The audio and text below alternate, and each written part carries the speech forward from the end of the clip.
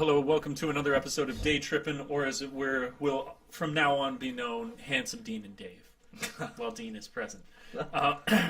So today, the topic thing we were going to discuss, because we each kind of bring a unique perspective to it, is going to be driving in Japan, and some of the cultural differences, aside from just the basic, call it physical differences that you're going to notice because of the roads here. So I'm going to let Dean be like Jesus and take the wheel, and so you can start it off. What's some things that you notice when you come here, coming from Britain? Yeah, straight away. If you come from any Western country, you'll probably be used to an aggressive driving style. Yeah. And over here, it's just not well. Super laid back. Certainly in the countryside, obviously. I'm Yeah. sure it's probably not the same in Tokyo. But yeah, it's really just docile, and people just plod along, Yep. on their 40 kilometers an hour. Yes. And yeah, it's none of the roads here are quick. Look, none. Like even the highways are only like 60. What is the speed limit for the people out there? Let people know the speed limit is compared to maybe Britain, and then we can do that for like the US and Canada. The average speed limit is in Britain's probably going to be 30 miles an hour, pretty much everywhere. And then your top roads, you'll get like country roads, like what equivalent of what we drive on. Yep. They'll be like 50, 60 miles an hour. Yeah. And then you'll have like dual carriageways, or which is like two single roads. Two single lanes. Two single lanes. Going in opposite directions, or like series of two and two? Series of two and two. Two and two. And then you'll get and they'll be 70 miles an hour. Okay. And then you'll also get like the what are they called? You call them highways. Yes, we do. Pretty much highways. I can't remember what they're called now in Great Britain. It's so long since I've been there. Motorways, and that's where you get the 3 lanes and the 4 lanes. Okay. And it's just straight. So big difference in speed right out of the gates. I mean, I guess I don't know the exact conversion, but you'd almost have the same speeds here, but then in kilometers. So when you're on when you're in a country road or something, you're only going to be looking at about 40 kilometers an hour. It's like 23 miles an hour. So, which is nothing, and then on a faster area in the countryside, you're going to get up to 50. 50, yeah. And it's you still just under 30, isn't it? Yeah, it's low. And if you want, you can get up, you can do some white crime, and you can go about 10 kilometers over. Don't bat an eyelid. And nobody's going to say a thing. Yeah. Same as when you would be back in Canada or in Britain, I imagine. If you went that amount over, it would be fine. 10 kilometers, which is like half, like 5 miles faster than the speed limit. Yeah, it's tough. It depends. Yeah, it kind of depends. Like I've been pulled over for going like 4 miles an hour over. I've been doing like 34 miles an hour in a 30. Wow. And the guy pulled me over. He let me off. He said, just don't be stupid. Okay. But yeah. Okay. You get away with that here. Yeah. If you're just going like 10 kilometers over, I think I can confidently say I've been doing that for over 2 years now. I've had cops behind me many, many times, and they've not batted an eye. Excuse me, it doesn't mean a thing. Let's talk about yielding and that kind of thing when you're over here. How have you found that in comparison to Britain? Say you need to you're holding up traffic behind you. You got to make a right-hand turn. Yeah. People just seem to wait patiently behind me. There's a turn. There's quite a nasty right-hand turn I have to make to get to one of my schools. Yeah. And they've got like that little box thing in the middle of the road, haven't they? And it's like you kind of wait there, don't you? And because the roads are so thin here, like whereas in Britain someone would just be able to reverse round you, or drive round you. No one, they just can't do it here, can they? So no. I had it once where I was going to make a right-hand turn, and there was a guy behind me, and I let the couple of people that were coming out of that right-hand turn, just to make it easier for myself to turn into it, because then there would be no cars for me to have to scooch past. Yes. And I got like a, just a quick beep, no like, it was more like a, and that's what their beeps are like here. I've seen a love tap. It is just a, yeah. and that's the most aggressive you'll get. What about Definitely. so letting you through though? Say, I mean, you got to make a right-hand turn and somebody's coming in the oncoming traffic. Will they stop for you and allow you to make that turn? No. No, they haven't. Some days they do, sometimes they don't. I suppose. I suppose this morning, for instance, where we were speaking earlier, and it was quite rush hour traffic. Then no, but 9 times out of 10, I suppose actually, no, they will stop. They'll stop. They give you a little mini bow or a little mini bow, yeah. You know, and they let you go. They do. That's something I find one of the most different aspects about driving in Canada versus driving in Japan is so many situations like that where if I'm going this way, I need to make a right-hand turn across traffic. There's no set of lights, and you'd basically, in Canada, you'd wait for a natural break.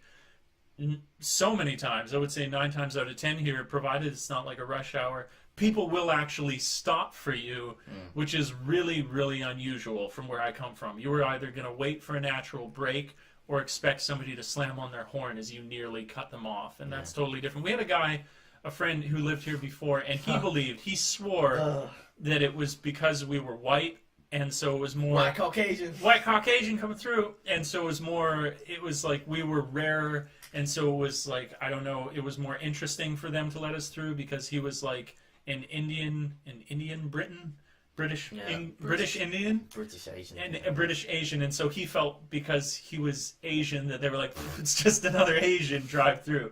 I don't think that's actually the reality. I think maybe he got a little unlucky, but I would say generally speaking, people will allow you into traffic or to cross traffic here like you would never find, which is really polite and nice. Or people waiting behind you, like you're talking about, where they'll just wait and they won't lose their minds, which is also good. They're very good at patiently queuing.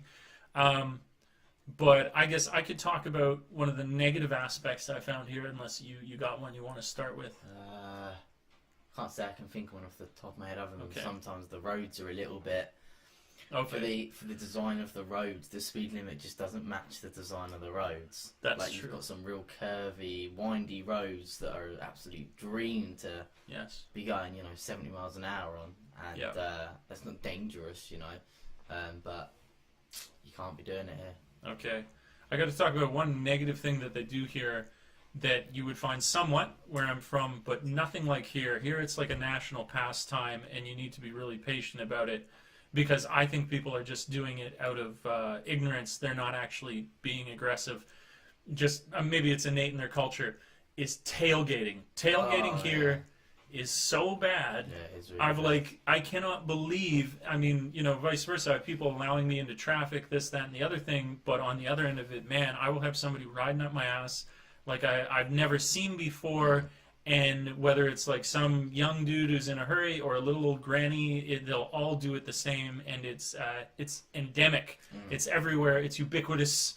Well, it's everywhere. Yep. Where we are as well, I think I heard we are number 4 on Japan's list of prefectures for the worst drivers. Oh, right. So that's highlighting the point. But that's a big one. That's a lot. Yeah. Was it 47 prefectures? Yeah, and 130 million people. Number 4. And we are right at the top for horrendous driving. So if Dave's channel just suddenly stops, you know what? You know what happened. So. Yes. And I don't know, this is now me speculating, nobody quote me on this or just curse and swear at me in the comments for being an idiot, but I think maybe it's a cultural thing with the tailgating where even at school and when people are out and about, I've noticed a sort of urgency to everything that everyone is doing, where it's like, I've got to be in this place, I've got to get to this place. I've never seen teachers in a Canadian school system running around during the day, and it doesn't matter if they're going to the copy machine or they're going to make a coffee, they'll be running to do this thing. Yeah. And I'm thinking maybe that extends onto the road, and so that's why you see the tailgating, because they're just like, I got to go to this next thing, I have such urgency, the hive needs me. So maybe that's what it is. I don't know for sure, but that's talking about it a bit. You're going to get treated much more politely, I think, but then there's these couple other things you got to worry about. And then, to be reasonable and contextual, we are out in the countryside, so that creates a different feel of it. Maybe people are way more hardcore in the cities. I don't know. I haven't driven through many of them. Also, final things to note, it's a wicked place to drive. You've never had, like, cooler roads. And the views. The views, yeah, the views. Like, I mean, you were saying you go to his school is defined by rice paddy school. That's how we like refer to his school. Yeah. Which one are you going to? The rice paddy school. Yeah. And you get these beautiful countrysides and it's the multiple levels of rice paddies as well. It's just it's gorgeous. Really, really beautiful. And the narrow roads, although not practical all the time, do make it feel kind of a little more intense as you're driving. So you feel like you're driving, and it's not so much just the autopilot you go in other places. Like I had my buddy on Skype the other day flipped to the reverse side of the camera so I could show him the roads that I was going down because they're so epic. It's really cool. So a good driving experience, but prepare for it to be different. In some cases more than others. Like if you're from Canada like me, or on the opposite side of the road when you come here. And also, final note, I mentioned this in the other video, but other people have found this video. If you are coming over here and you're from somewhere like Britain, England, UK, or you're from Canada, we have a sweet, sweet deal where you can get an international driver's license, or after you've been here for a year, you don't even have to take the driver's test. You can just have your license converted. Yeah, I didn't even have an international driver's license, did I? No. So he just went straight through. Just straight up and got it. Which is a good deal. And the test is just ridiculous. Yeah, of course it's all in Japanese. It's strict. You know, they're funny. We're talking about how bad their drivers are here, but I think generally they have a very high standard before they. I've heard it's something like a 75%, 80% first time fail rate for like Americans. Yeah.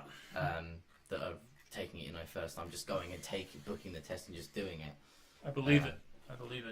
They're strict bureaucratic people. Yeah. Really all right, but that's basically it. We're just going a little rant, some of the experiences we've had while driving. If you like, do comment, subscribe, share. Details down below if you got any questions about living, teaching in Japan, that kind of thing. Handsome Dean and Dave will be back. Ciao for now. Until we meet again next time, world. Peace.